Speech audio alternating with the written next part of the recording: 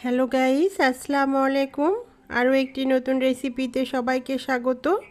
আজকে চলে আসলাম কাঁচা টমেটো আর মসুর ডাল দিয়ে একটা রেসিপি। আর এটা খুবই মজার একটা রেসিপি। শীতের শুরুতে কাঁচা কাঁচা টমেটো পাওয়া যায় বাজারে, আর এই কাঁচা টমেটো দিয়ে মসুর ডালের এই রেসিপিটা অসাধারণ লাগে। বন্ধুরা, তোমরা একবার বানিয়ে খেয়ে দেখো, খুবই ভালো লাগবে। ভালো লাগলে লাইক, কমেন্ট, শেয়ার করে আমার পেজটিকে সাপোর্ট করবে। এরকমই আরও নতুন নতুন রেসিপি দেখার জন্য আমার পেজটিকে সাবস্ক্রাইব, ফলো করে রাখতে পারো।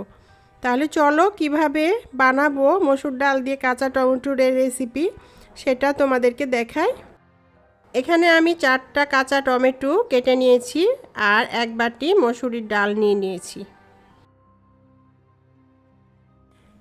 এখানে আমি বড় একটা বাটি নিয়ে নিয়েছি আর এরকমই ছোট বাটির 1 বাটি মসুর ডাল নিয়ে নিয়েছি। ডালটা আমি ভালো করে বেছে নিয়েছি আর ডালে একটু পরিমাণ মতো পানি দিয়ে দিব। তারপর ডালটাকে খুব কষলিয়ে 3-4 বার ভালো করে ধুয়ে নিব। ডালটা কয়েকবার ভালো করে ধুয়ে নিয়েছি। স্বচ্ছ পানি চলে আসলে বুঝতে হবে ডালটা পরিষ্কার করে ধোয়া হয়ে গেছে। চুলায় একটা পাতিলা বসিয়ে দিলাম আর ধুয়ে নেওয়া ডালটা এখানে দিয়ে দিলাম পরিমাণ মতো পানি সহ। 2টা কাঁচা মরিচ আমি একটু মাঝখান থেকে ফেরে তারপরে এখানে দিয়ে দিব।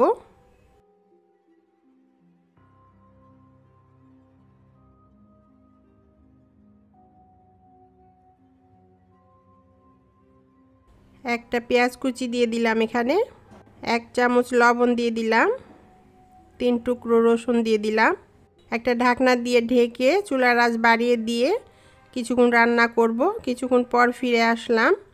ডালটা খুব ভালো মতো বলক চলে এসেছে। এখন চুলার আঁচ একদম লো ফ্লেম করে দিলাম আর এখানে আমি 1/2 চামচ হলুদের গুঁড়ো দিয়ে দিলাম। দিয়ে এটাকে নেড়ে চেড়ে মিশিয়ে দিয়ে পরিমাণ মতো পানি দিয়ে দিব ডালটাকে সিদ্ধ হওয়ার জন্য। তো এখানে আমি 2 মগ পানি দিয়ে দিলাম। ভালো করে নেড়ে চেড়ে চুলার আঁচ বাড়িয়ে দিয়ে একটা ভালো মতো বলক তুলে নিব। এখানে আমি আরও 6-7টা কাঁচা মরিচ দিয়ে দিলাম মাঝখান থেকে ফেরে। এরপর ঢাকনা দিয়ে দিলাম।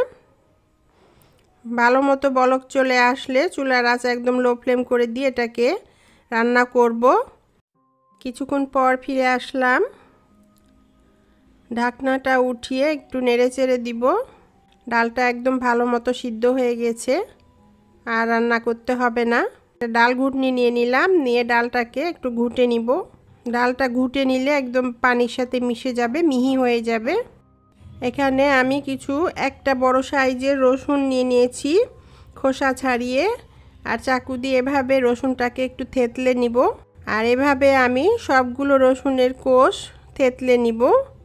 এই কাজটা শিলপাটা কিংবা ভারী কিছু দিয়েও করা যায়, তা আমি চাকু দিয়ে করে নিচ্ছি।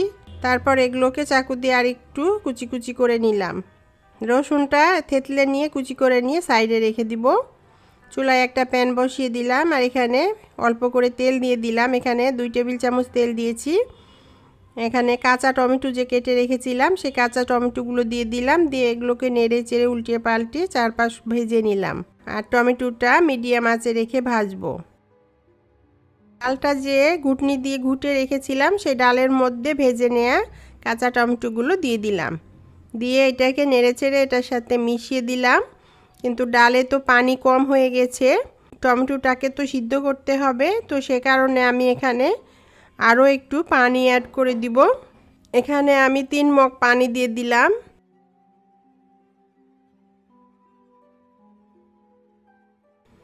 দিয়ে একটু নেড়ে চেড়ে মিশিয়ে দিলাম।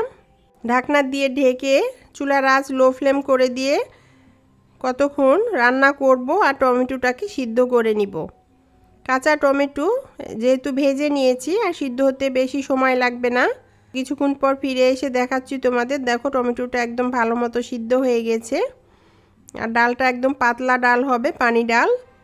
তো আর রান্না করব না, এটা সিদ্ধ হয়ে গেছে, এটা সাইডে রেখে দিলাম। আর এখানে যে প্যানে আমি টমেটো ভেজে নিয়েছিলাম সেখানে আরও একটু তেল দিয়ে দিলাম। দিয়ে এখানে 4টা শুকনা মরিচ মাঝখান থেকে ফেলে দিয়ে দিলাম। একটা পেঁয়াজ কুচি দিয়ে দিলাম। আর যে রসুনটা আমি থেতো করে রেখেছিলাম সেই রসুনটা দিয়ে দিলাম।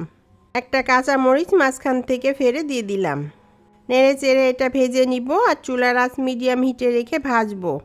চুলার আঁচ বাড়িয়ে দিয়ে ভাজলে পেঁয়াজগুলো পুড়ে যেতে পারে। আর এখানে আমি হাফ চামচ পাঁচফোড়ন দিয়ে দিলাম। পাঁচফোড়নটা অপশনাল, তোমরা চাইলে দিতে পারো, না দিলেও কোনো সমস্যা নেই। তবে পাঁচফোড়ন দিলে খুব সুন্দর একটা ফ্লেভার আসে কাঁচা টমেটো আর ডালের এই রেসিপিতে। তো এটাকে গোল্ডেন ব্রাউন কালার করে ভেজে নিলাম। একটা লালচে কালার চলে আসলে এটা ভাজা হয়ে যাবে। এটা ভাজা হয়ে গেছে। এখন এটার মধ্যে আমি ডালের কিছু অংশ এখানে ঢেলে দিলাম, দিয়ে এটার সাথে মিশিয়ে দিয়ে ভালো মতো একটা বলক তুলে নিব।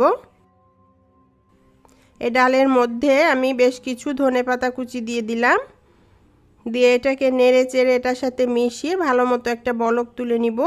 প্রিয় বন্ধুরা, কাঁচা টমেটো দিয়ে মসুর ডালের এই রেসিপিটা যদি তোমাদের ভালো লাগে তাহলে পারে আমার পেজটিকে সাবস্ক্রাইব ফলো দিয়ে রাখতে পারো। যেসব বন্ধুরা আগে থেকে সাবস্ক্রাইব ফলো দিয়ে রেখেছো তাদেরকে অসংখ্য ধন্যবাদ।